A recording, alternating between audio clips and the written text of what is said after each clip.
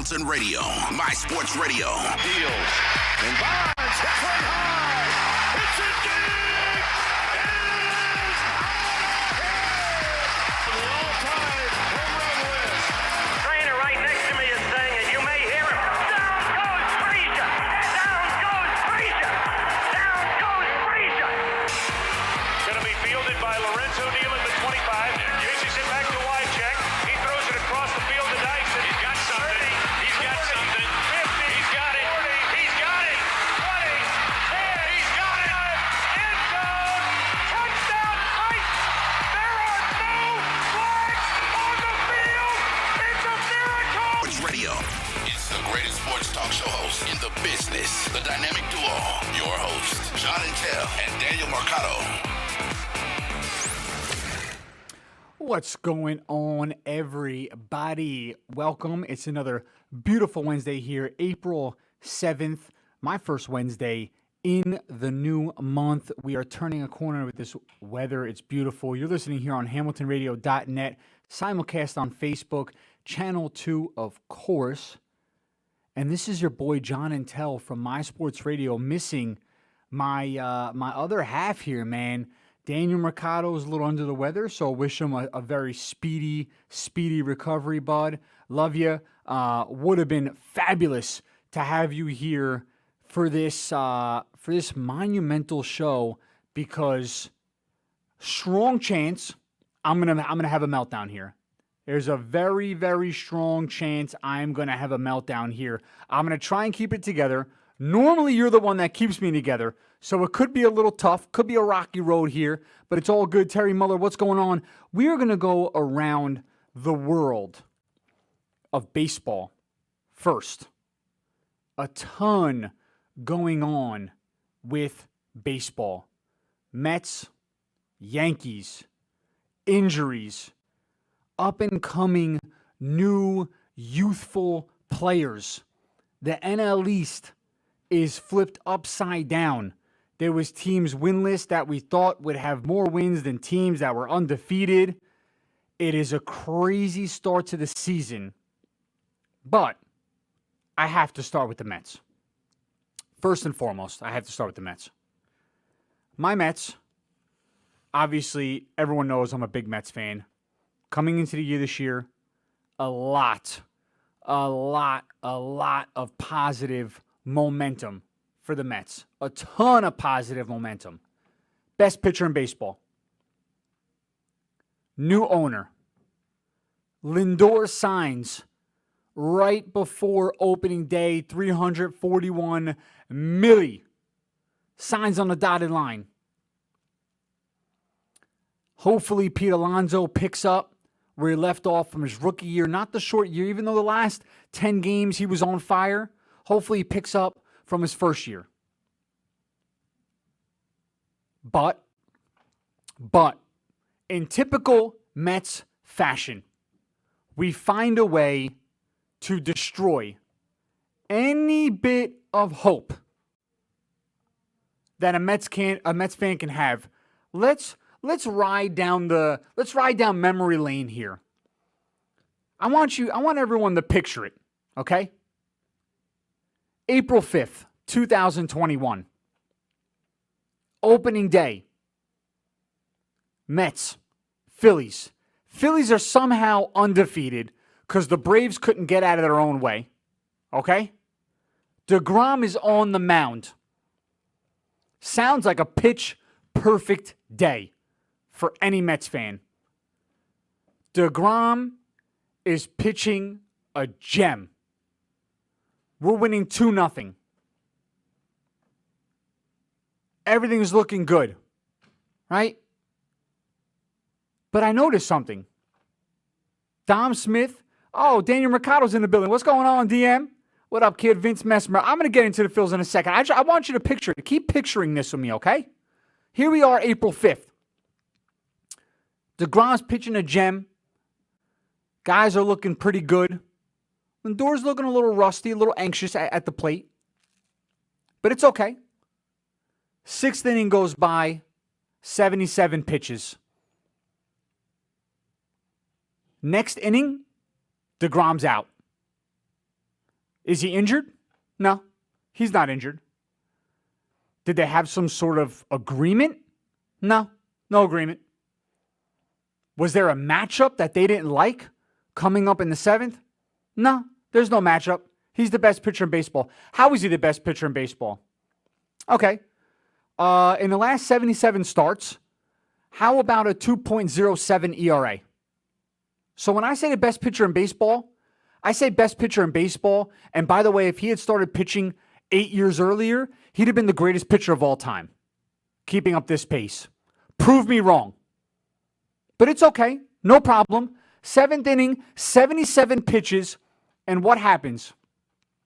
Our relief pitchers come in. That's what happens. Then what happens? The lead is gone. Why? Because it doesn't make any sense to me how somebody can say analytically it was the right move to do. He hadn't pitched in 10 days.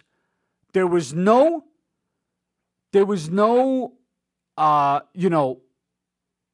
pitching every 5th day, simulating fake games. No, I guess poor management. I don't know. Who knows? Poor skipper. I don't know. Luis Rojas, is this on him? I don't know. 77 pitches go by, and the guy is pulled from the game, and we go back to the relief pitchers. Now, I have to ask everybody. I'm a Mets fan. I see the relief pitchers give up the game. I see Jacob deGrom on opening day pitching a gem. And you think that I want to see my relief pitchers in the game when he could have gone at least 2 more innings? At least. And further, Dom Smith's not in the game because they claim it was for defensive purposes. So Dom Smith was the best hitter on the Mets last year, period. He's not in the game for defensive purposes. That was what I got. So Dom Smith's not in. Jacob deGrom gets pulled. My relief pitching sucks. Oh, cool. This looks like the same old Mets. No problem. It's cool. So what I have to listen to now is people on ESPN talk crap about this, that, and the third, and what I have to watch is the same old Mets. And quite frankly, I'm tired of it. I'm exhausted. Enough with the BS. It's day one. You can't tell me you're saving deGrom's arm. 77 pitches. We're in it for the long haul. Bro, do me a favor. Talk to me about the long haul in September, you clown. You take deGrom out, 77 pitches in day one? This is ridiculous. The fact that I have to even watch that is absurd. And the skipper should have been fired on the spot. It didn't look like Garrett Cole had a problem pitching. He was fine. Didn't look like Scherzer, who missed his game against the Mets due to COVID, had a problem pitching. Nope. No, only Jacob deGrom. He's 32. He's not 48. This is the difference between baseball back in the day and now.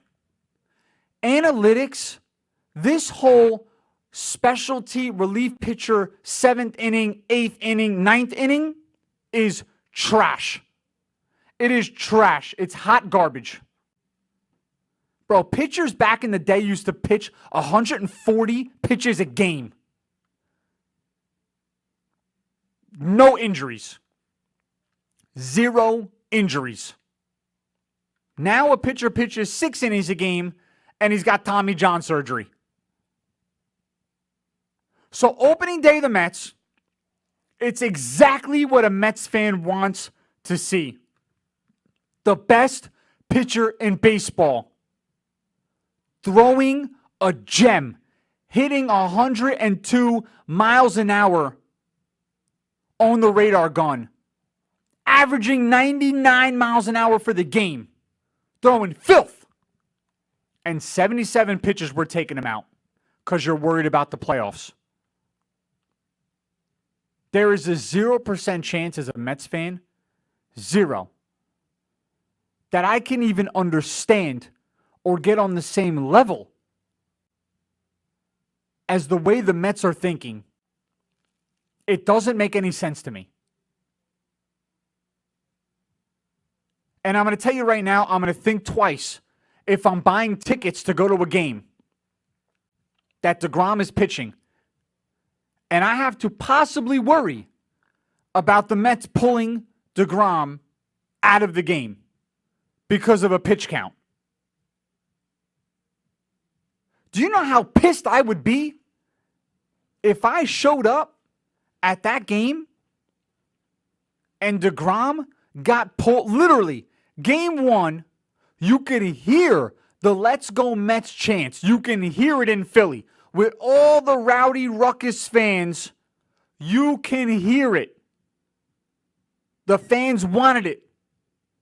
Everyone's wearing their 12 jersey, their 48 jersey, their 20 jersey. And the guy gets pulled. It's insane. Absolutely insane. And the Mets better fix it. They better get it right. Because I'm done day 1. I'm done. Keep them in the game. Our relief pitchers suck. $341 million on Lindor, and we can't pitch 1 inning. Tired of this crap. It's ridiculous. Then I got to hear from Philly fans like they're good. Come on, bro. Stroman made them look like clowns. DeGrom made them look like clowns. You're telling me you're good?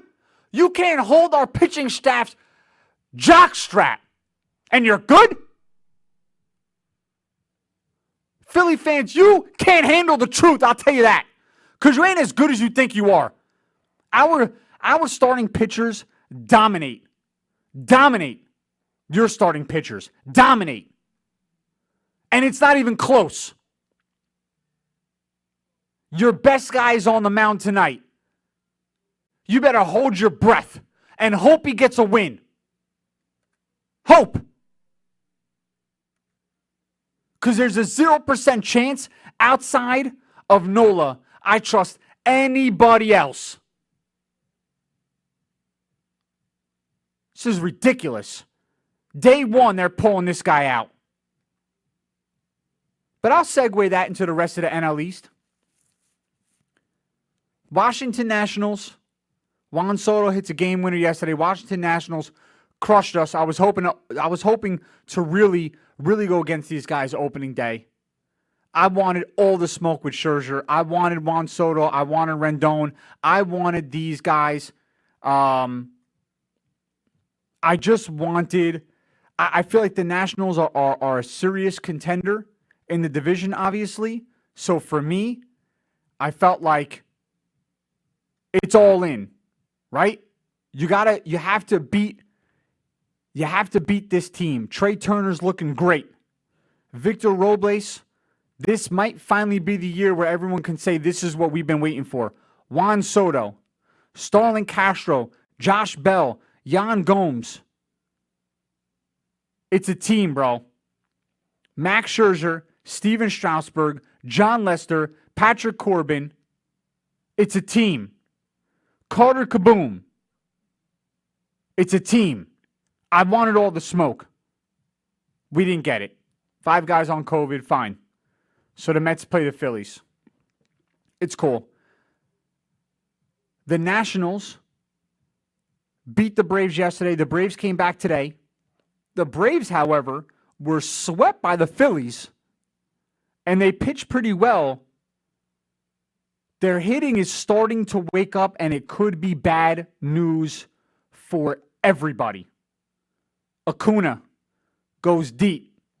When Ozzie Albies wakes up, it's a problem. Dansby goes deep yesterday. It's a very big problem. That lineup is problems. And their pitching staff pitches pretty well.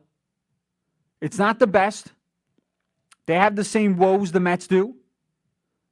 Freddie Freeman goes deep. But if the rest of that team starts hitting, we're in trouble. So the Phillies got a miracle. Swept the Braves, got a miracle. Literally a miracle. An Easter miracle. Another one. Okay? They sweep the Braves. The Braves start 0-4. They beat the Nats. They have a doubleheader today. So we'll see what happens. The Mets are on the mound right now. The Mets are up against the Phillies. Game 3, like I said, Aaron Nola. Aaron Nola's up, 2 outs, top of the first. Very beginning. Stroman pitched a gem. DeGrom pitched a gem. My team, I have no doubt in my mind that we'll win this game. And ultimately, we'll be on cruise control through the next series. Lindor hasn't even begun to hit the ball yet. Alonso finally hits a home run, averaging .375. Dom Smith is in the lineup. Thank God. James McCann puts the bat on the ball, which I love. Conforto is doing some nice things. Nimmo's batting .333. We're off. We're off and running. We're good. The NL East right now, because of the opening day series, is a little wonky. Record-wise, it's 4-1 Phillies, 1-1 Nats, 1-1 Mets, and obviously the Marlins are 1-4, the Braves are 1-4. The Marlins are exactly who we thought they were. They're a young team, an inexperienced team. They're not going to be very much of a contender. Johnny Butters, what's going on? Thomas Dominic, what's going on? So it is what it is. I expect the Phillies to drop down to about third, possibly fourth by the time this is all said and done. I think it's Braves, Mets, Nationals, Phillies. That's what I think. And that's not me just saying it. I'm telling you that's what I think. So, Phillies fans, you should be throwing yourself a parade. You swept the Braves. You got lucky with our relief staff opening day when DeGrom's throwing filth. You got lucky. Throw a ticket day parade for yourself. No problem. On me. The Central, the Reds, 5-1, young, fiery team. Love their hitting. Luis Castillo is a very good young arm to lead that staff. The Pirates are terrible. The Pirates are awful. The Brewers, hit or miss, middle of the road. The Cardinals are the Cardinals. They're always in it. Always. The addition of Arenado only helps their case. But the team that is the most interesting is the Cubs. The Cubs are in a very weird spot this year. They're 3-2 right now, early on, right? Anthony Rizzo, Javier Baez, and Chris Bryant are all free agents at the end of this year. All of them. Baez, Rizzo, Bryant. Cornerstone pieces for any organization. So here it is. Trade deadline. Cubs are 500. Do they sell everything to rebuild? Or do they hope to re-sign all three and build around them? Big questions for the Cubs. And I ask you furthermore as a Mets fan. Bryant's a free agent at the end of the year. If the Cubs are not in contention, do you make a play for Chris Bryant? Put him over at third? You make a play for him? Bryant on third? Lindor at short? McNeil at second? Alonso at first? That's a sick infield. What team makes a play for Rizzo? First baseman, all-star first baseman. What team makes a play for Baez? Baez is a stud. Young, energetic, 5'2" player. So the Cubs have a lot of questions to answer. The West, the Dodgers. Do the Dodgers ever miss a beat? No, seriously, they're 5-1. The Dodgers are this has got to be the greatest assembled team ever. The Dodgers and the prospects that come up through the system. Walker Buehler, Dustin May. Come on, dude. This is ridiculous. Vertigo, who they traded to Boston, but this is another guy. The Dodgers are so rich on talent and prospects. It almost should be outlawed how good this team is. Cody Bellinger. Think about this. Gavin Lux is a rookie. Gavin Lux is a rookie. Your pitching staff, Walker Buehler, Julio Urias is on his second year. Dustin May's a rookie. So you have three guys, three studs that round out your starting pitching rotation that are either in their rookie year or sophomore year. Oh, by the way, Clayton Kershaw. And you know, that other guy, Bauer, the clown hat, Bauer. I hope that guy gets rocked every game. I cannot stand that guy. Will Smith as your catcher, Max Muncy, Gavin Lux, Justin Turner, Cody Bellinger, Mookie Betts, Corey Seager, AJ Pollock. The talent, it's incredible how you can get that much talent on one team. They don't miss a beat. They literally do not miss a beat. But once again, this is all about your front office. It's about your drafting. It's about your scouting evaluation, your talent evaluation. It's about your trades. They got Mookie Betts for a bag of peanuts. And he's arguably the best player in baseball. He wins a World Series with Red Sox and then wins a World Series with the Dodgers. Guy doesn't miss a beat, signs $400 million, not a problem. They're awesome. The Rockies, complete rebuilding, traded Arenado. I expect Blackmon to go soon also. They have some young talent on their team. They're a good 2 or 3 years away. The Diamondbacks, same thing. Goldschmidt was a cornerstone piece. He's with the Cardinals now. They're in full rebuilding mode. The Giants, same thing. They got Joey Bart coming up. Full rebuilding mode. That leaves the Padres and the Dodgers. And the Padres have some issues, and we're going to get into that in a little bit as soon as we make our way through baseball. The Padres have a little bit of problems. I actually have another fun segment too. There's a bunch of notable milestones, and I want everyone's opinion. Which milestone they think is the most relevant in their minds? 5 of them. We'll go through in a little bit. We'll make our rounds through.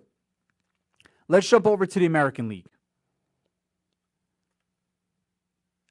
American League West. Those Astros that everybody hates. Everyone's throwing inflatable trash cans on the field, and they're 5-1. Stick that in your pipe and smoke it.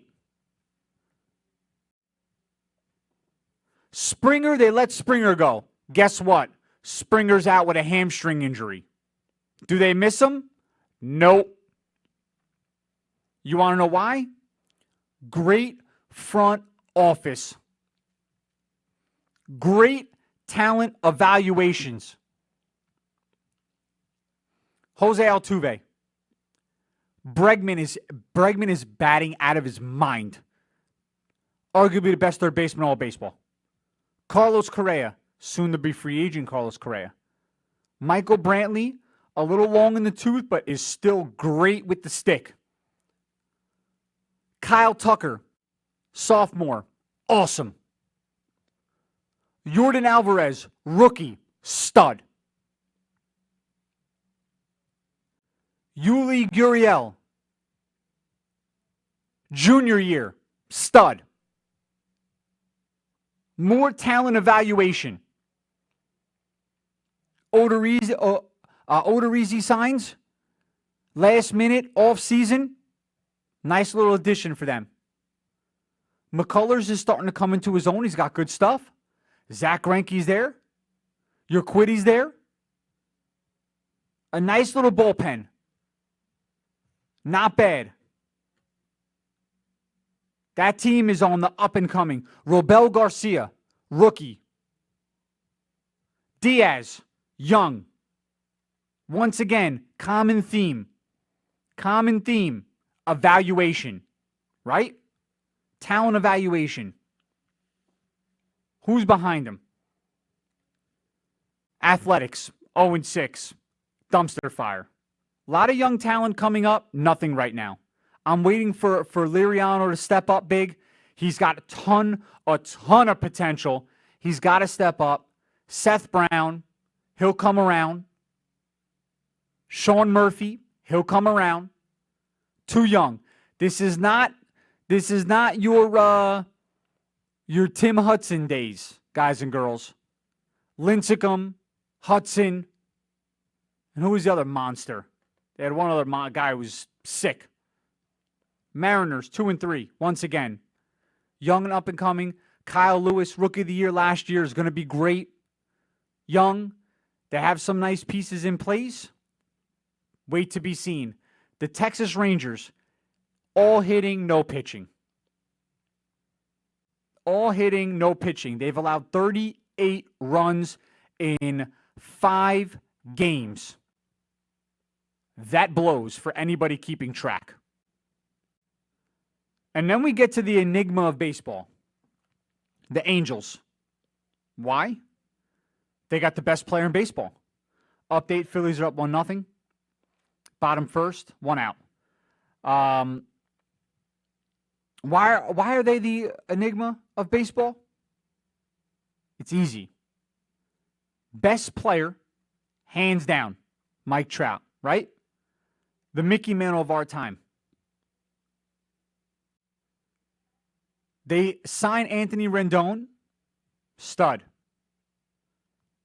Shohei Ohtani, best two-way player since the Babe. He's a pitcher who bats in the 2-hole. Go figure that out. David Fletcher, nice piece. Justin Upton, he hasn't been that good for a little bit. But what happens, though? Here's their pitching staff. Dylan Bundy, Andrew Heaney, Griffin Canning, Jose Quintana, and Shohei Ohtani. Outside of Ohtani, who the hell do you know on that pitching staff? Legitimately. I'm trying to figure out, why have these guys not signed any pitchers to help Mike Trout out in the prime of his career? Seriously. You're going to let this guy go to waste? Albert Pujols not even starting anymore. Guy's done. He don't even DH anymore. Shohei DHs. Are we going to get a pitching staff for this guy, please? Is Mike Trout going to go down as the greatest player of all time to be with an organization that just doesn't care? It's a shame. It really is. It really is incredible. And that's why the Angels are the biggest enigma in baseball. Because how is it possible that you have the best player but the worst pitching staff? It's crazy. The Central. The Central is also weird, man. The Central always has every team is in it, right? The Indians are 2-3. They obviously trade off Lindor. They want to rebuild again, but they're 2-3. They're competitors. The Twins, all they do is hit home runs, 4-2. The Royals, dude, let me tell you guys something. If you're not familiar with the Royals and the White Sox yet, if you're not, then do yourself the favor and just look at the weapons these teams have coming up. Do yourself the favor. When Bobby Witt Jr. gets to the Royals, all hell is going to break loose. That guy hit 6 home runs in spring training.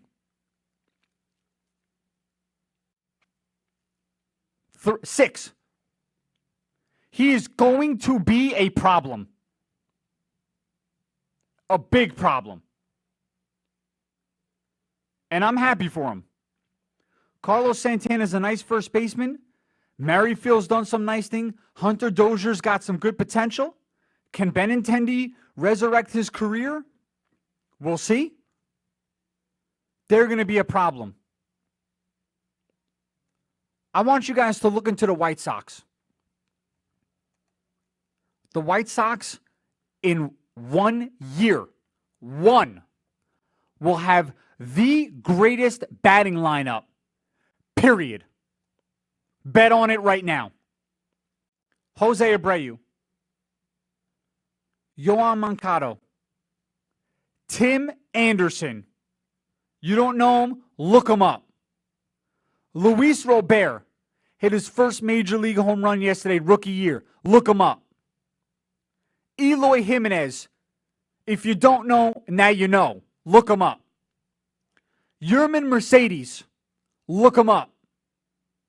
Good luck. Good luck, AL Central. Good luck. Nick Madrigal, rookie. Look him up. That division is screwed. Lucas Giolito, pitcher, stud. Just wait till Dylan Cease. Just wait till Dylan Cease finds what he's looking for. Just wait. Zach Collins, rookie, stud. Just wait till this clicks on all cylinders. It is in crazy. And Nima, I hear you. Welcome in, brother. I hear you.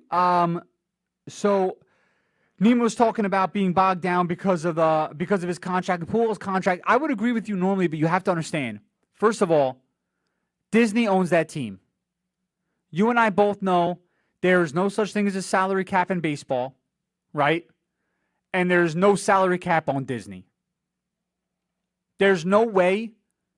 Oh, by the way, Joe Adell's going to be a problem on the Angels also. So add Joe Adell in that lineup and no pitching. I would normally agree with you, but I don't think they have a problem paying over the luxury tax threshold. I don't.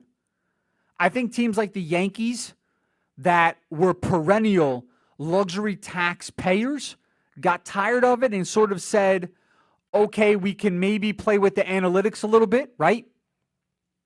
They're going to have a problem too. Do you re-sign Judge? That's a problem. Judge and Stanton are injury liabilities. Stanton's contract is atrocious for the amount of production he's given the Yankees, and Judge literally cannot stay on the field. So there's a big problem. There's a big problem there. But the White Sox will be the second best team in the American League. Danny Mercado asked me who the first best team is going to be. No problem, Danny. I'm going to tell you right now, Dan, who it is. You see, it's like he's right here next to me. I miss him dearly. So it's sort of like I have to have him ask me questions, But Danny, that's a great question, my co-host, because the first best team will be the Tampa Bay Rays. That's who the first best team will be in the American League. And the third best team is also coming out of the AL East. It's going to be the Blue Jays. The Tampa Bay Rays, let me introduce you to them. In case you don't know. Brandon Lowe, Yandy Diaz, Willie Adams, by the way, these are all rookies or sophomores. Austin Meadows, Kevin Kiermaier, Randy Arozarena. Oh, right behind him is Wander Franco. If you're not familiar with these guys, get familiar right now. Glasnow, Yarborough, Archer's back. They need one more pitcher coming up through the system, and they're good to go. This team, Arozarena's batting .300 right now. Guy's a beast if you didn't watch him in the playoffs last year. I'm telling you right now, that team, I'm all in. I'm cashing all my chips on the Rays. All of them. And right behind them is the Blue Jays. Folks, Dante Bichette's son, Bo Bichette, is here. He's here. Vlad Guerrero Sr.'s son, Guerrero Jr., is here. Craig Biggio's son, Cavan Biggio, is here. Gurriel Jr., stud. Teoscar Hernandez, stud. Good leadership with Semien. Springer. Rowdy Tellez, rookie, look him up. This team is loaded. Love this team. Ryu's a nice pitcher. Robbie Ray is a, hovering 500 pitcher. He was that way with the Diamondbacks, so be that way with the Blue Jays. Steven Matz came on strong for the Blue Jays. Let's see what he has. The game's broken open. Phillies are up 4-0. Peterson did not have a good first. This team is loaded. This Blue Jays team. Look at this. Look at the averages on this team, bro. This team is... Grichuk is batting .500. Is that a joke? That's incredible. That team is going to be a problem. Biggio hit 2 home runs yesterday. Problem. They're going to be worth a pretty penny. Absolutely. They're going to be problems.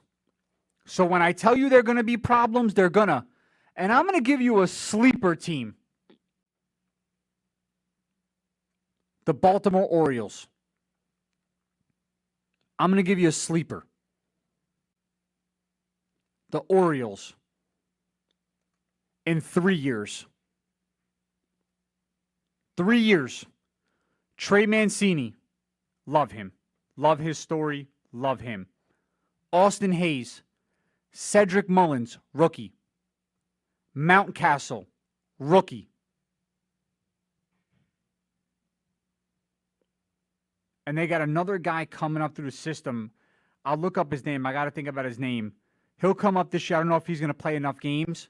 Stud. Freddie Galvis. Team is young. 3 years, they're going to be a problem. And they got Matt Harvey, the Dark Knight. Stud. You know? Come on now. Who doesn't like themselves a little Matt Harvey? Come on. The American League East is looking very good. I'm not so sure about the Red Sox. They're dookies. But the Yankees, there is teams nipping at your heels, and you better figure it out. They better figure it out. But surprising, though, I don't know if everyone knows this. The Yankees have the best pitching staff right now, according to stats. 5 or 6 games in. I don't know if you guys know that. Pretty remarkable. I was actually listening in to the Michael Kay show, and I was pretty stunned about it. Garrett Cole's got 21 strikeouts already. It is nuts. That guy he's a stud. Wow. I'm looking at some of these pitching numbers. They got the best ERA right now. Lowest scored runs against. Wow. Oh, look at that. The guy I just said on Baltimore. Oh, the guys that went down. My good or my good? Yerman Mercedes has the best batting average so far in the young baseball season, 565, and Cedric Mullins on Baltimore, 524. Okay. You know, I hate being right, but I'm right. And with Dan not here next to me, I get to really be right because he can't tell me I'm wrong. So now I'm right twice as much. It's really insane how that works, honestly. It's great. But, you know, it is what it is. It really is what it is. So baseball right now is, I'm loving it. I'm loving the young season, but I wanted to go over one thing. I wrote down a couple notes. Tatis Jr. goes down, partially torn labrum. And Eloy Jimenez out 5 to 6 months with a torn pec. Major injuries across the board for 2 young cornerstone pieces for baseball. And I'm curious to see how that hurts baseball as a whole. Numbers up, numbers down. I'm not really sure, but those are 2 very, very, very young and up-and-coming guys. Sucks to see it. But now I want to go over the notable milestones. Let me see if you guys know this. Miguel Cabrera is 13 home runs shy of 500. Tell me which one means the most, you think, to you, and which one means the most to baseball. Miguel Cabrera, 13 home runs shy of 500. Our last Triple Crown winner. Albert Pujols, 83 hits shy of 9th place all time on the hits list.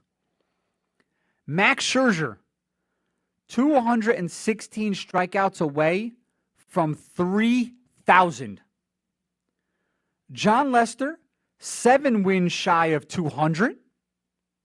And Aroldis Chapman, 24 saves shy of 300.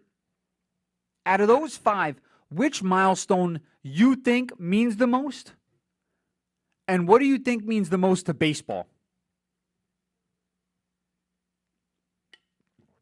Miggy, 13 home runs shy of 500. Our last Triple Crown winner. The one before that was 43 years, I think, if I'm not mistaken. Pujols, 83 hits shy of 9th place all time, solidifying his place as one of our greatest hitters. Max Scherzer, 216 Ks shy of 3,000. Lester, 7 away from 200 wins. And Aroldis Chapman, 24 saves shy of 300. So for me,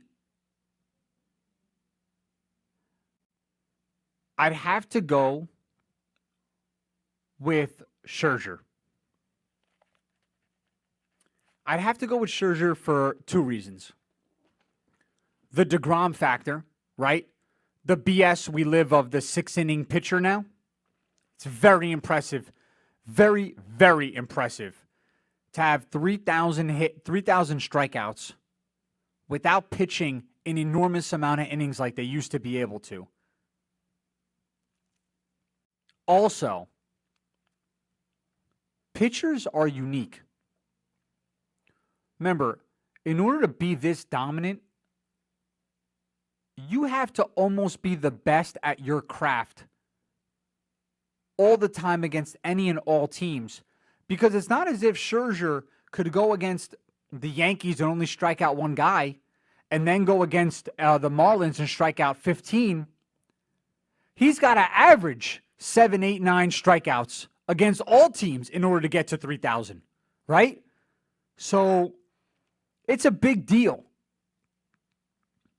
Right behind that would be the Pujols. 9th place all time for hits. That's big, man. Thousands of players have played baseball, and he's going to move into 9th place. That is a very, very big deal. And he was on some bad teams. Absolutely. And he pitched in the American League too, Nima. He pitched for Detroit for a while. And everyone knows your ERA is a full point higher in the American League than it is in the National League. Because the American League, you got to deal with the DH. In the National League, the DH is the pitcher batting.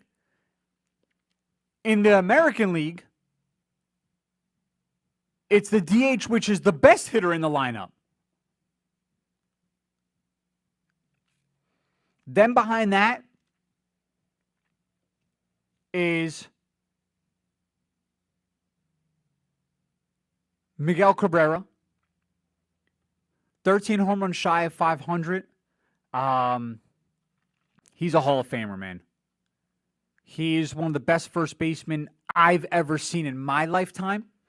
And I know I'm not saying he's one of the best first basemen ever. I'm saying he's one of the best first basemen I've ever seen. Definitely the second best behind Pujols hitting-wise. Has to be.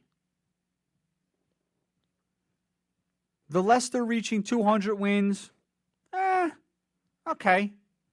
That's okay. I think the 300 saves for Chapman, probably 4th, and Lester will be 5th. 300 saves to me is not that difficult to do, considering the fact that you are getting a save opportunity arguably every single game nowadays. If you remember, during the Roy Halladay days, Randy Johnson, Roger Clemens, you weren't going in the game. Closers. Those pitchers pitched 9 innings. You were only a good closer on bad teams. Trevor Hoffman, right? You weren't legendary. Rivera is an outlier.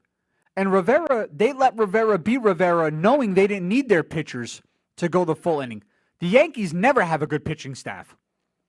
They literally never have a good pitching staff. It's nice to see them on the up and up this year. The Yankees built a stadium conducive for hitting. You are putting pitchers in a bad position. Right field at Yankee Stadium, you can throw the ball from home plate over the fence. It's a joke.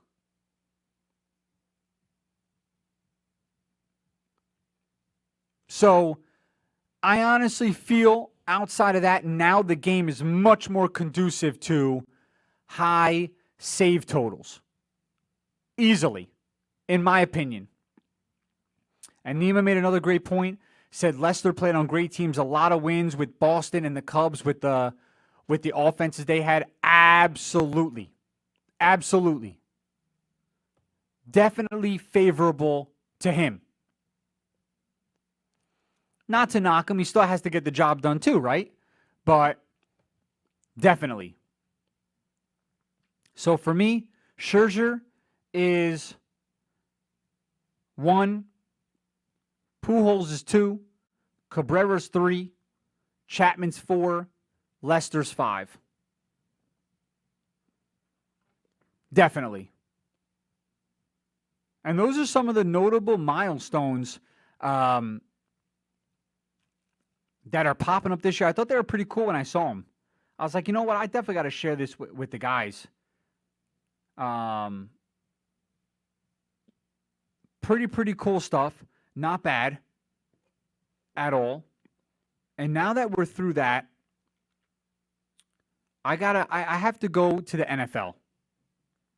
I know we're on our off season. Oh, by the way, another one, all Hall of Famers for sure. Pete Alonso, so everybody knows,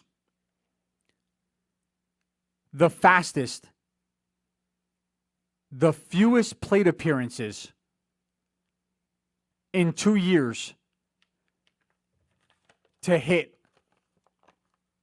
69 home runs. By the way, 6 behind Joe DiMaggio. Most home runs hit in 2 years. Most home runs hit in his first 2 seasons. Joe DiMaggio, the late great Joe DiMaggio had 75. Pete Alonso's got 69. 6 behind Joe D, the legendary Joe D. Oh, by the way, Pete Alonso did it in 938 plate appearances. 1,500 sooner than anybody else. You know, no big deal. There's also that. The polar bear, just doing what he does. But I'm going to segue to football. I feel big trade. Panthers acquire Sam Darnold. Does anybody else feel like Sam Darnold is going to go off in Carolina? Is it just me?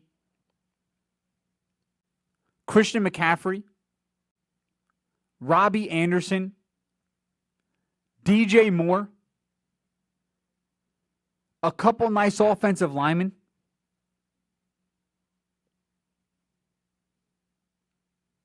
Is it just me? Or do I feel like Sam Darnold is going to go wild on that team? Bro, Robbie Anderson and DJ Moore both had over 1,000 yards receiving last year. Studs. This is twice, by the way, that the Panthers have given up a bag of potato chips to the Jets for players. They got Robbie Anderson for nothing. And then they get Sam Darnold. They have a plethora of picks. John Gonzalez, what's going on, brother? Thank you, man. Thank you. I have a feeling that Sam Darnold is going to go off. I do. And I'm even looking right now at the division. No Breeze on the Saints. Question mark at QB. Right? Tom Brady owns that division. But then you have the Falcons. Big question marks going into the draft. Big question marks. Julio Jones has a hard time staying on the field. Matt Ryan's, it's about done. Dude, the Panthers pull into second place in this division now? It could be. It could be. And I think Sam Darnold is by far going to show this year what quarterback he should have been. But let's really get into the pressing issue here. Deshaun Watson. Deshaun Watson is starting to lose sponsorships. There are some legs now growing underneath these cases. Nike pulls out. Beats by Dre pull out. This is becoming very, very, very serious. Very serious. Nike puts a statement out. We are deeply concerned by the disturbing allegations and have suspended Deshaun Watson. We will continue to closely monitor the situation. Guys and girls, 22 women have filed lawsuits against Watson. Publicly Ashley Salas came out publicly to speak out about her allegations. And another young woman as well did.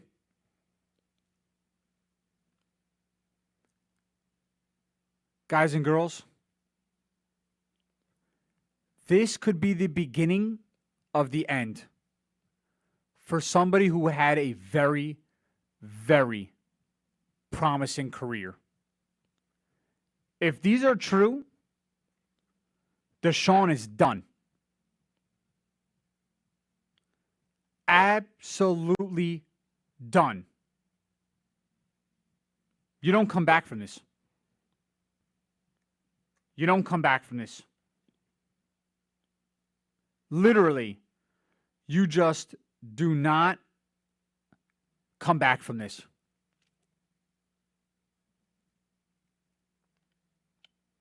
We saw one person, come back from this. One. Tiger Woods. The difference here is Tiger Woods had a sex addiction with all women who it was consensual. He just, obviously cheated on his wife. He did something awful, and we know the story about that. But it was consensual. Nothing against the law. Deshaun Watson is at 22 allegations of sexual harassment and wrongdoing. Guys, that is major. I don't know. I don't even care if he's cleared of 22 out of the 22. I don't know if he comes back. I don't. Teams now have to wonder, do they have to babysit him, right? Does he clearly has an issue, okay? Clearly. Here's the fact. The fact is, regardless, there's no rape allegations, but regardless, the guy is a creeper, okay?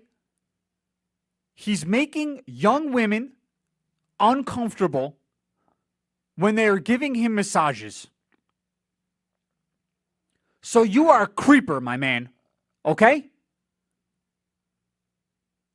And let me tell you, my mom was a massage therapist. She opened up her own business many years back, over a decade ago. She doesn't anymore. She was getting like a carpal tunnels in her wrist, as they do in that profession, because it's just a lot of stress on your hands, on your wrists.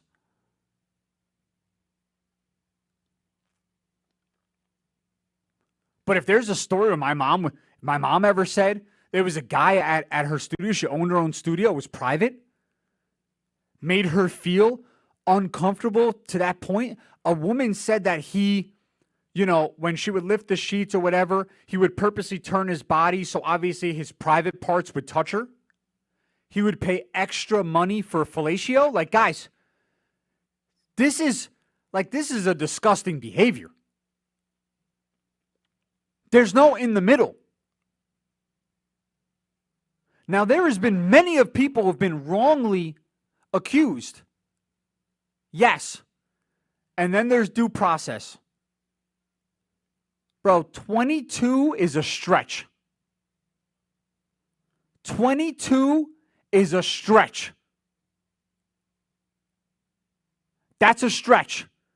You're telling me 22 women put their names on the line and all 22 were false? All of them?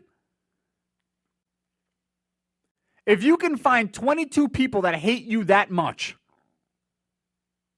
shit, I don't even know 22 people personally. If you can get 22 people that hate you that much, that are willing to put their names on the line to ruin your life, bro, you're either the world's largest scumbag or you are the largest dumbass we've ever seen. And I really hope for Deshaun Watson it's the latter. Because if he is truly just scum, it says a lot about this young man. A lot.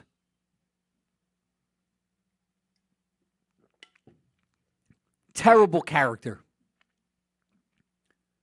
Absolute double personality, John. How can it be that Dabo Swinney says he's the Michael Jordan coming out of college? He does fundraisers. He works with kids. He gives back. Now this guy is touching women inappropriately? What? What? This is the first time I'm ever going to say this and the last time. Congratulations, New York Jets. You didn't play yourself.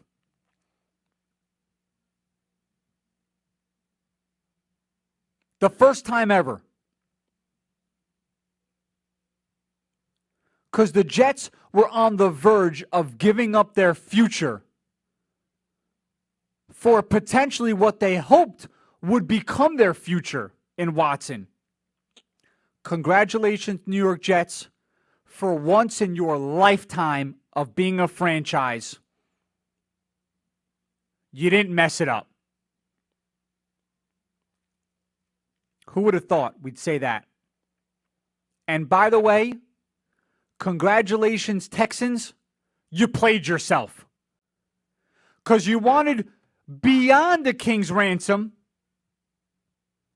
Now you can't even trade the guy. And you could have gotten 3 first-round picks for him.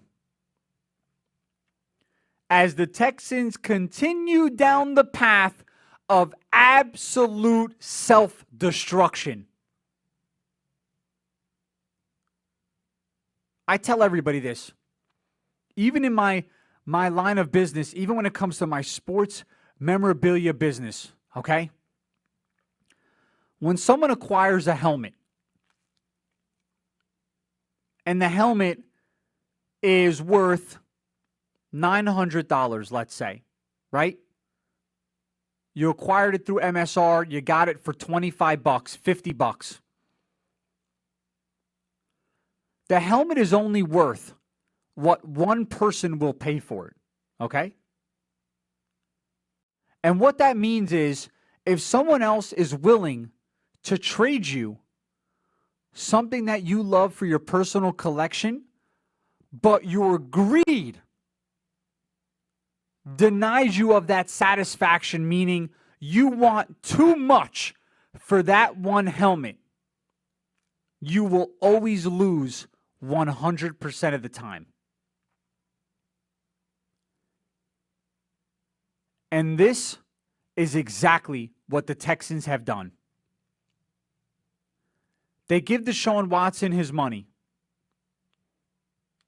He wants out. He's disgruntled. Okay?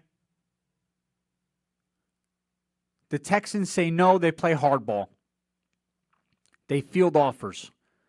They get numerous offers that are what I would consider to be a king's ransom. And they say no, not enough. Now he's untradeable. Zero value. Zero worth.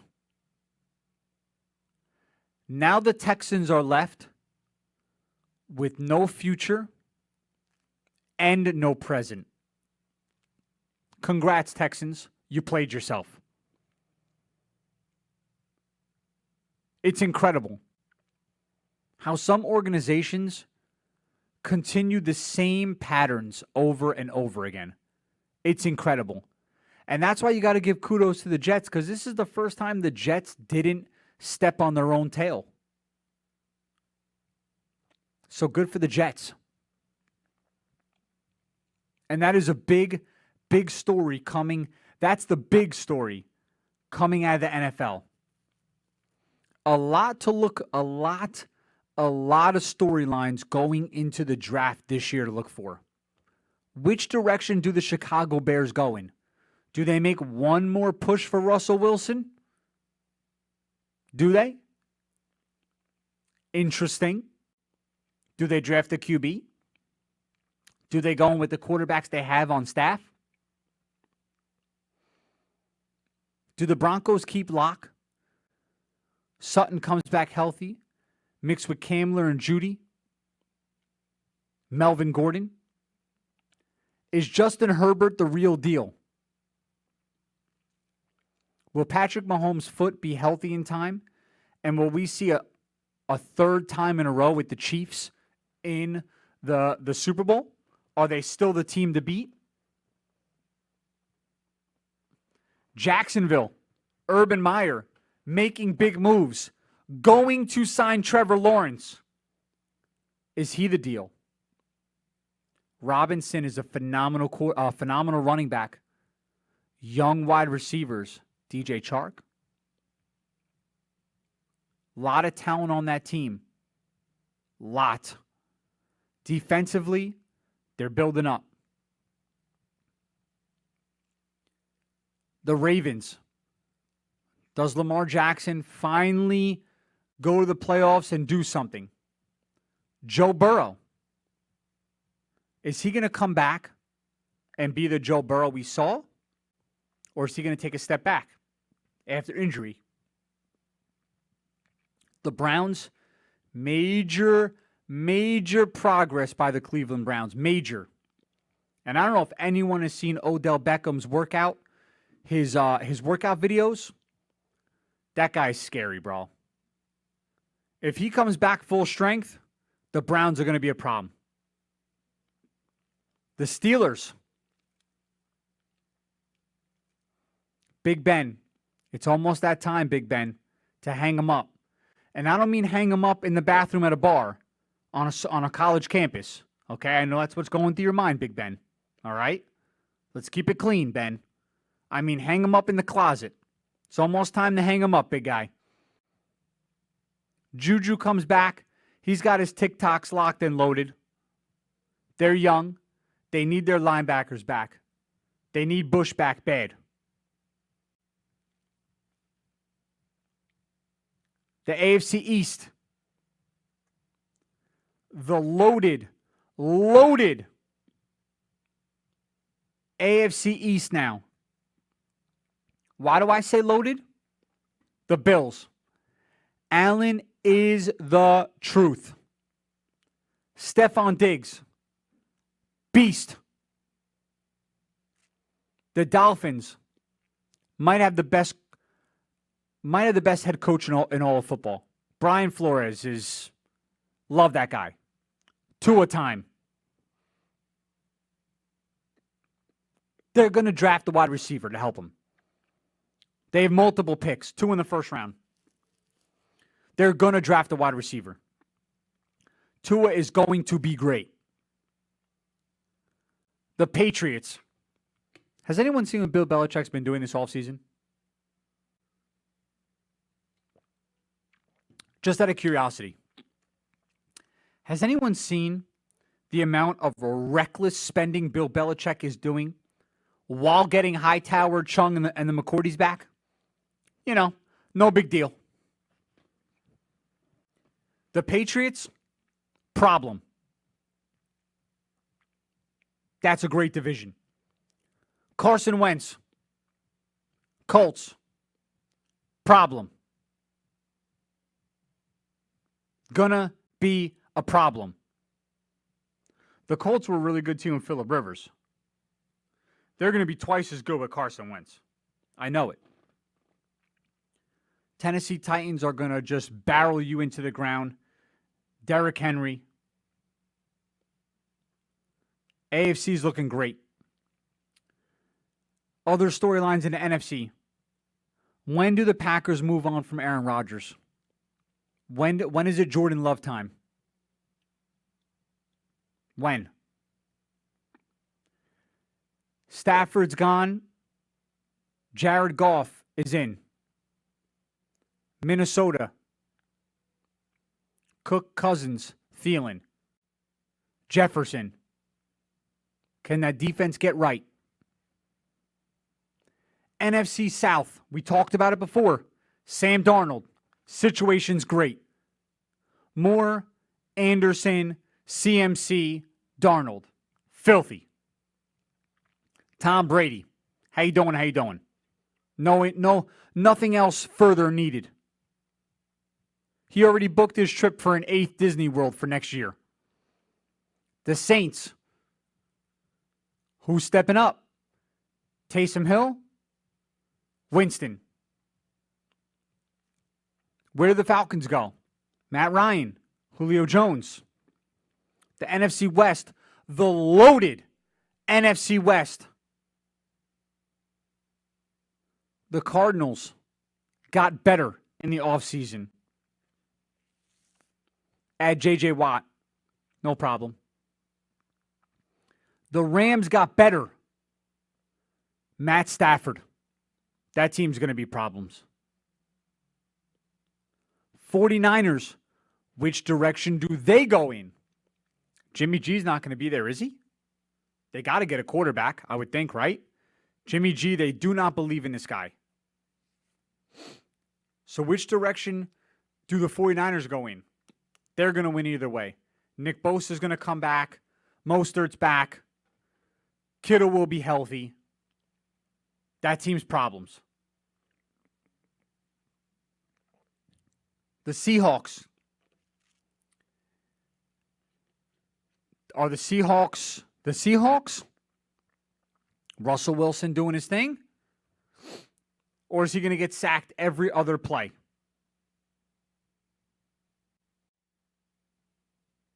Sean Walsh, what's going on, brother?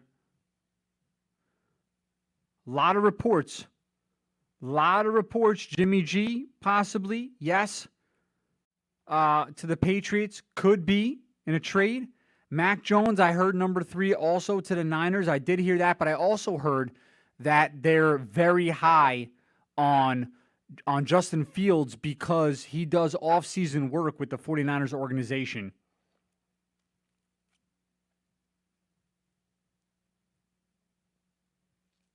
And then the NFC East. Mets score 4-1, 1 out. Mets are on the board, top 3. 1 out, 2 on, first and third. Update.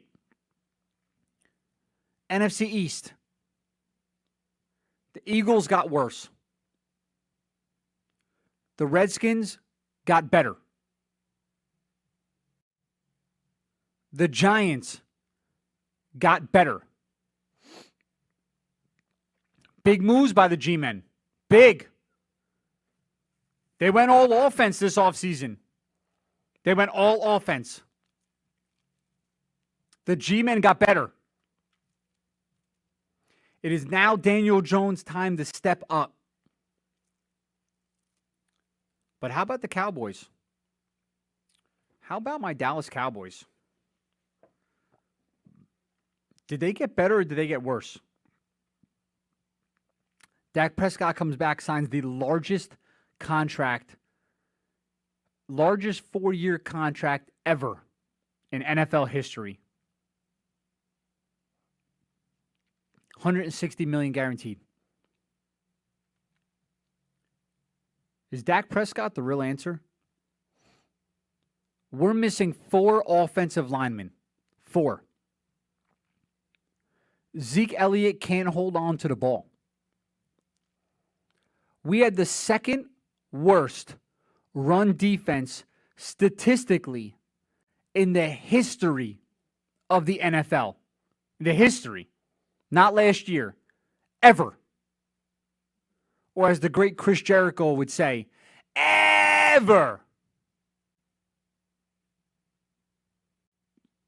And we signed Dak Prescott. Well, hallelujah. That's it. I feel so much better now as a Cowboys fan. That's what I was waiting for. I was waiting for the Cowboys to sign Dak Prescott because Dak Prescott's going to help Zeke's fumbling woes. Dak Prescott is going to help the fact that his offensive lineman can't protect him. Dak Prescott's going to help the fact that we can't stop a nosebleed, nonetheless a running back. Leighton Vander Esch can't stay on the field. We let Byron Jones go.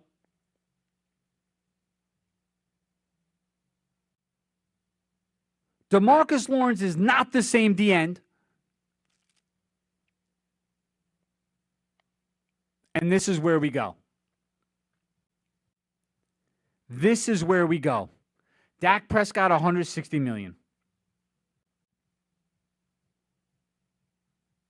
It's incredible. I'm disgusted with that Cowboys organization. I really am. And if I had any weaker heart, I would have switched teams already. But I don't. It's made of steel. So I'll stick it out and get my you-know-what kicked in every Sunday. My coconuts. Watching this trashy team. For 3 quarters, they'll look like white dog poop.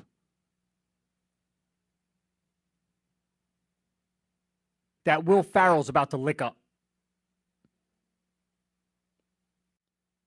And then in the fourth quarter, Dak Prescott will look like a knight in shining armor when it doesn't count. Pathetic. And then there's people talking about the Cowboys eyeing up Kyle Pitts. Do me a favor. If the Cowboys draft Kyle Pitts, nobody tell me. Don't share the link. Don't even let me know. Joke. It'd be atrocious. Trade Cooper. Trade Zeke. Trade Dak. Trade Lawrence. Rebuild. Rebuild. Rebuild. Enough. Jerry Jones, I think all the plastic surgery has officially gone to his brain,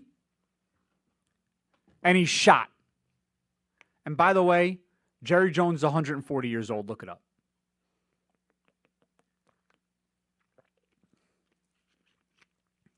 It's a joke. I think the Cowboys end up in third. Washington wins the division. The Giants are second. Cowboys third. I don't care if Pitts was the next coming of Jesus Christ. It doesn't matter to me. Boys, we have no O-line. We have no D-line. Dak Prescott was putting up historical numbers before he got hurt. Historical. He was on pace to throw for over 6,000 yards. We have Cooper, Lamb, Gallup, Schultz, Zeke. I don't need Pitts, boys. I need an offensive lineman. I need a big, fat, interior D lineman who's going to stuff the run. I don't need Pitts. I don't care what Pitts does. I don't care. We need a miracle. We need Jesus every Sunday to help this team. It's bad. Guys, I'm a Cowboys fan. I watch the games closely. I'm a fan of the game. I love the game. I fell in love with the star. I didn't fall in love with the names on the back. Remember that. I want this franchise to be what it should be. Historically great.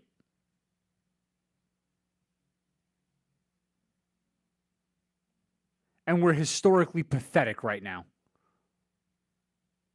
It's bad. Bad contract after bad contract after bad move after bad move. And John Gonzalez, you are very off base with that. Dominic Smith and Villar struck out swinging back-to-back. Innings done. Phillies are up 4-1. Bottom third. The Washington football team actually has the best roster in the division top to bottom. Let me remind you, Antonio Gibson is a very nice running back. We saw it last year. Very nice. Terry McLaurin might be the best wide receiver in the entire division. Look at his numbers. I dare you.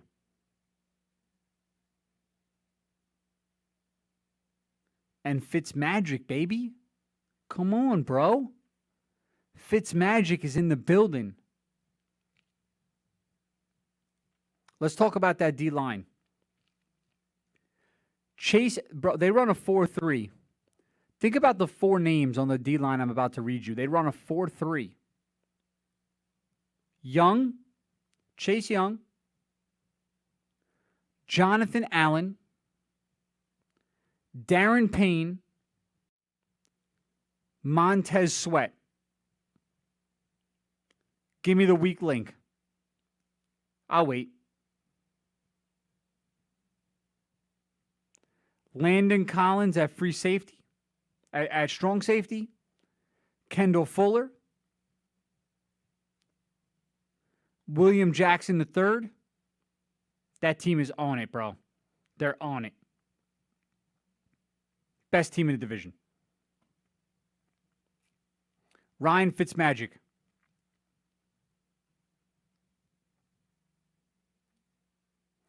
Fitzmagic, the Washington football team did something. He's 38. The Washington football team did something very interesting.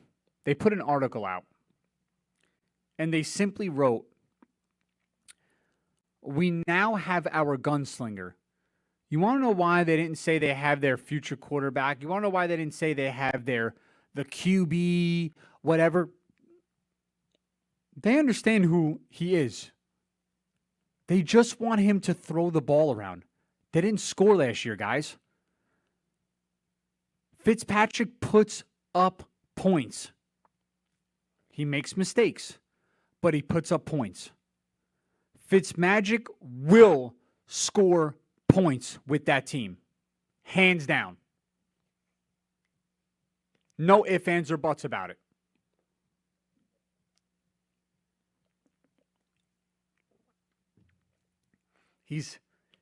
The guy is exactly who he makes himself out to be.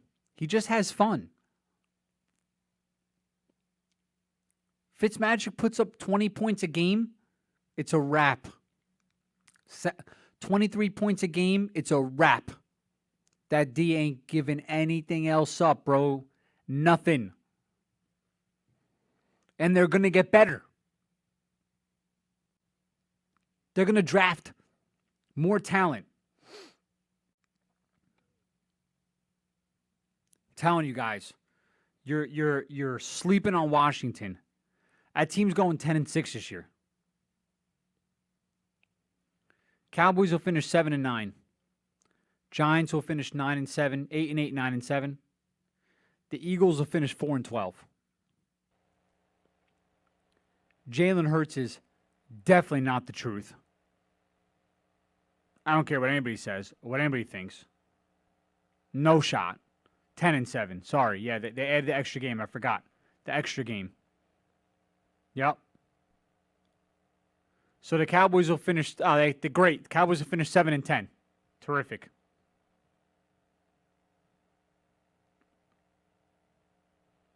Football's coming, man. It's around the corner.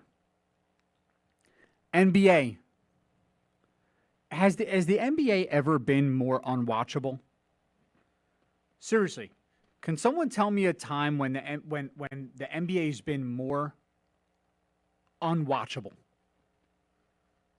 I literally cannot stand the NBA. It's a joke. Paranormal Bass, right? Oh, thought we had a commercial there. It's a joke. The NBA is unbearable. Look at the standings. Look at this. After the 6th place team Every team is under 500. And by the way, after the fourth place and down is very close to being 500. You have the Sixers, the Nets, and the Bucks. And all the rest of these teams can kick rocks. It's as bad as it gets. The Lakers are falling out of the sky. Plummeting. Free falling. Drop down to 5th. Game and a half out of 6th. 2.5, 3.5 out of 7th. It's bad. And 5.5 out of 8th. By the time LeBron gets back, they may be borderline playoffs. Borderline. Free falling. Denver Nuggets skyrocketing up right now. 6 in a row. The Jazz, 9 out of their last 10. Phoenix, 9 out of their last 10. I love the Suns, man. Luka's got to be the best in the NBA right now. I love watching Luka. The NBA is such dookies. It is so bad to watch the NBA. And I want to go into my last segment before I head out. And I wanted to leave this for last. So, last month, Myers Leonard was on the Heat. He used a discriminatory word against Jews. He didn't use it in an actual discriminatory way against Jews, but he used it while streaming a video game. Claimed he didn't know the meaning. No problem. Okay. The guy, rightfully so, gets traded and then gets kicked off the team that he got traded to.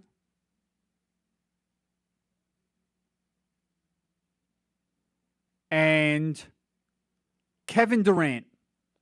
And for anybody who says there's a double standard on one side, let me educate you. Kevin Durant gets in a heated DM exchange with Rappaport from ESPN. Heated. He says everything under the sun, from actual bodily harm to anti-gay slurs, homophobic slurs,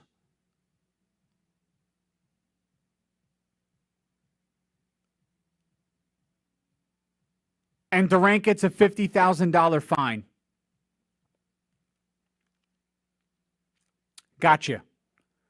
So let me get this straight. Let me get this straight, because I want to poke the Hornets' West here, the Hornets' nest here.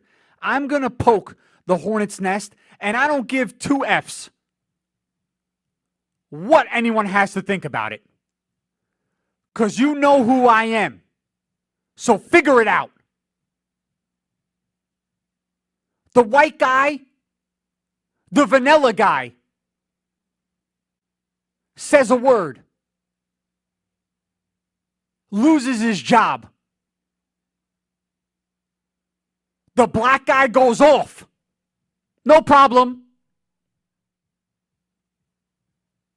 Not an issue. It's Kevin Durant.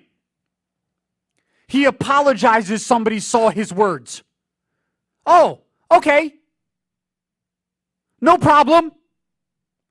Because we saw your words. So now you're a piece of S behind closed doors. But you're only upset that we saw it, and now we know it. $50,000 fine. The guy carries 50 grand in his sock. One guy loses his career. The other guy gives up his lunch money. And here we are in the world of I'm going to cancel you because you think different than me. Cancel you for this. Cancel you for that. Cancel you for this. A guy's a girl. A girl's a guy. Can't call my daughter my daughter. But if you're Kevin Durant, if you're Kevin MF Durant, you can say whatever the hell it is you want to say because you're Kevin Durant.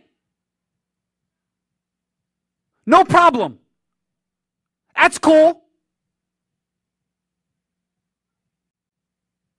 But there's a double standard. For sure. Yeah, I see it. It's clear. It smacked me in the face. Don't run that BS by people who are more educated. Don't do it. Because the rest of the stupid sheep that watch your dumb shows and your dumb basketball games and your dumb interviews don't know any better. Oh, Durant apologized. No, he didn't. It's full of shit. And if you believe it, so are you. And I'm tired of every single person looking at other people living in glass houses and talking about double standards. Here is your double standard. Stick it up your ass. Tired of this crap. One guy loses his life. The other guy apologizes it because people saw the words. Come on, man. And you want people in this world, you want regular, everyday people in this world to be better. You want people to be better. You want to talk about racism? Here it is. That's racist. And I'm not sticking up for the white guy. Let him lose his job. He messed up. I don't care. He should know better. Miles Leonard should have known better before he used that disgusting language online. But Durant should have known better too. But he's a black guy. Untouchable in the NBA. He's going to apologize. That's racist. And I'm tired of it. Every single corner I turn, every station I turn, every time I watch a show, something gets shoved further down my throat when it comes to this sports BS.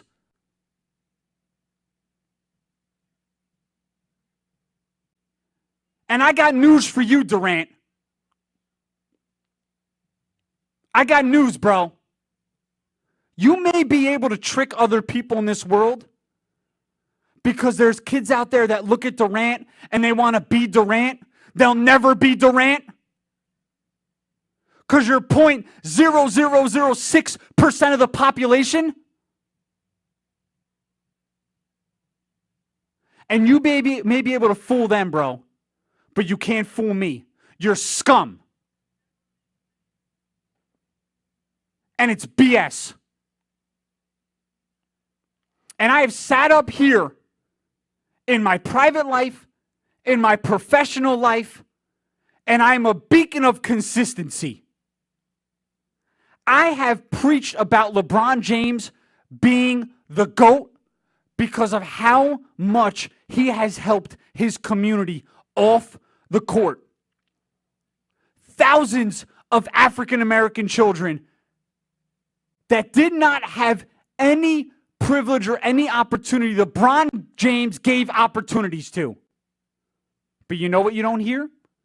LeBron James saying disgusting things in people's DMs. That's what you don't hear.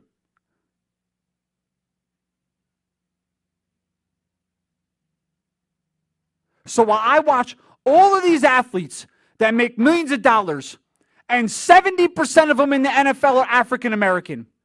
83% in the NBA, African American. And those are the two sports that I support the most. Love watching them. Love going to the games. Love collecting their memorabilia. Love it. You're forcing me to decide whether or not I want to watch your dumbass or not. Now you're making me choose.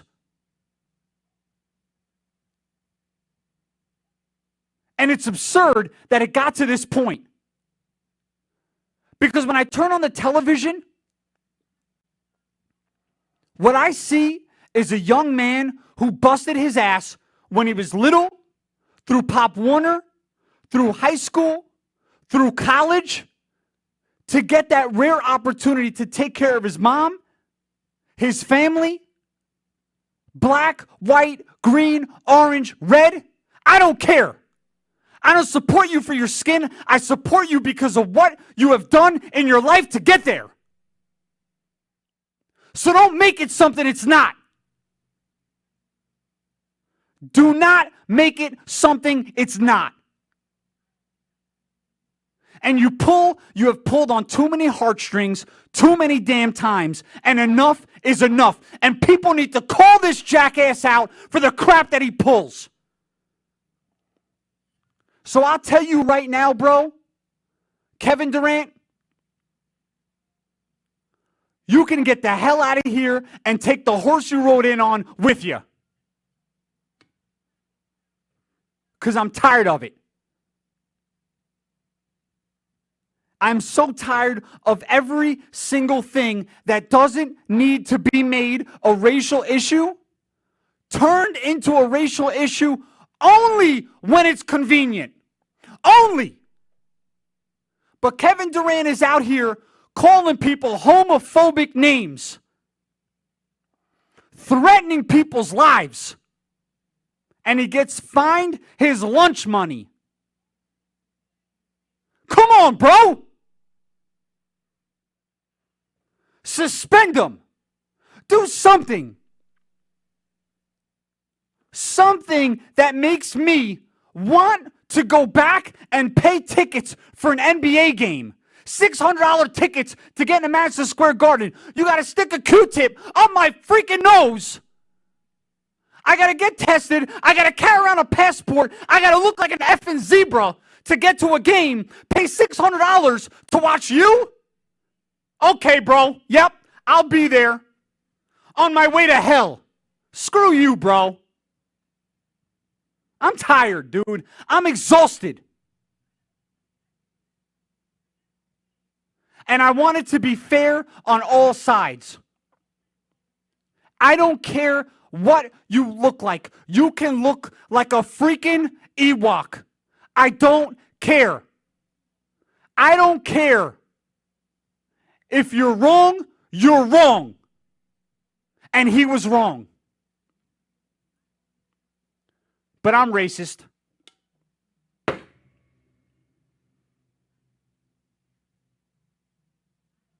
It's incredible.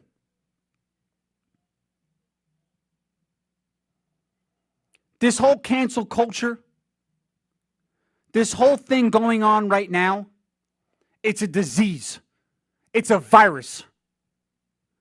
That's a pandemic. This is a pandemic. Not COVID. It's a sickness. And people are allowing it to consume their hearts. It's allowing it to consume their minds.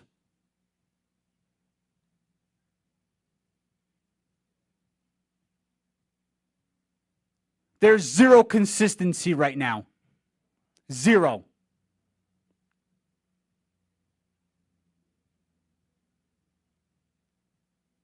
And that's why exactly what Buck DeSantis said. I'll ride out with Charles Barkley any day. It's the BS you see. It's the BS you see on TV that divides people? It's the politics.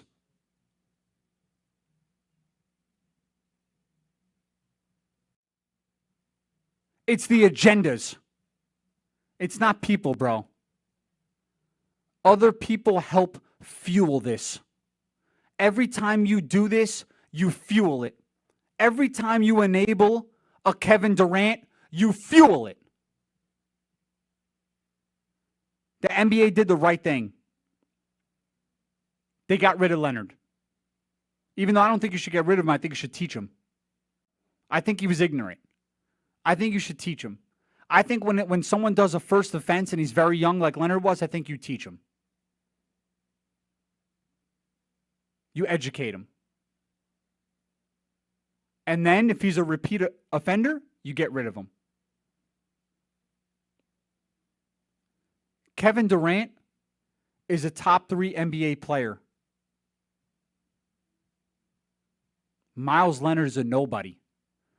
You got rid of somebody without an audience. You got rid of somebody without an audience.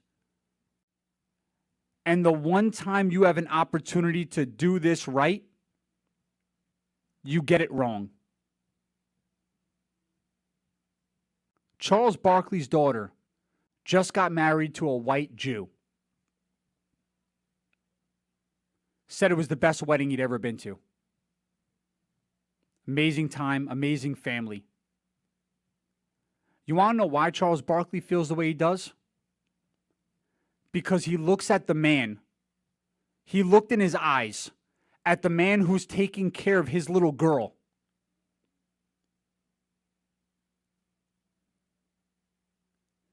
He didn't look at his skin color and say he wasn't qualified. He looked at the man and appreciated the fact that he, as a man, was going to take care of his little girl.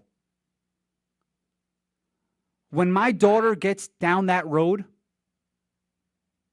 all I can hope for in my life, all I can hope for, and I pray to God every night, is she finds someone who will take care of her. I don't care the skin color. If there is a young black man who is a good man and he takes care of my little girl, he will be the greatest gift that God ever gave me, other than my daughter. Because he's taking care of my little girl. The race card that you pull is because people want to pull it. That's why. Because it fuels their agenda. They're racist. Newsflash. That's racist. That is fueled at home. It's fueled by the news. But you won't hear that here. You are who you are. And if you're a good man, if you're a good woman, you're good in my book. And in my personal business, I have 3,200 members. And man, oh man, it is a smorgasbord of races, nationalities, personalities. I'm super blessed. I have met so many different people. So many good people. I'm lucky, man. But they were good people to me. That's what they were. That's what they are. And they should never be considered anything different. Durant, you're a scumbag.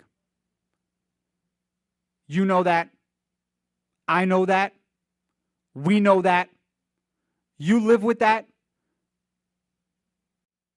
Because the fact is inside, bro, you're racist. And when everyone wakes up and realizes that, the world will be a better place. So kick rocks, bro. Do that for me. Take Kyrie Irving with you. Screw you both. Guys and girls, I'm done. I'm real done. That was a little intense, but that's been bothering me, man, since it happened, and then I saw the fine. I was super salty. But God willing, my partner in crime will be healthy and ready to go next week. Big shout out to Danny. Danny, the show is obviously not the same without you, brother. Miss you, kid. Hope I did my best to carry us both through today. Love the comments on the side. Thank you to everybody who was rocking out with me today, giving me some of that energy in the comments. Love all you guys, man. And please understand, everything I say, everything I do, I don't mince words. Comes from me, comes from my heart. It's just who I am as a person. I'm transparent. I wear my heart on my sleeve. I think I've lost too much in my life to kind of have the BS red tape. So you just say it how it is, and the people who know you know who I am. And that's the way it works. So guys and girls, you're going to catch us in 6 days, 22 hours. Danny, get well, brother. Love you, kid. MSR is out of here. This is it for HamiltonRadio.net Channel 2. There will be shows on after me, of course, but as much as I love them, they're not me. MSR is out. We'll catch you later.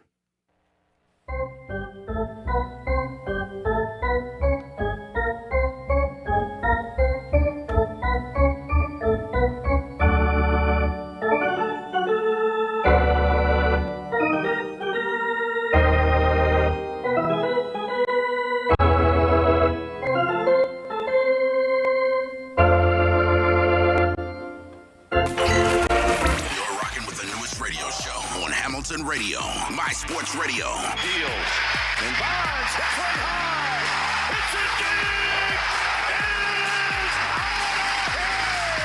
the all-time home run list.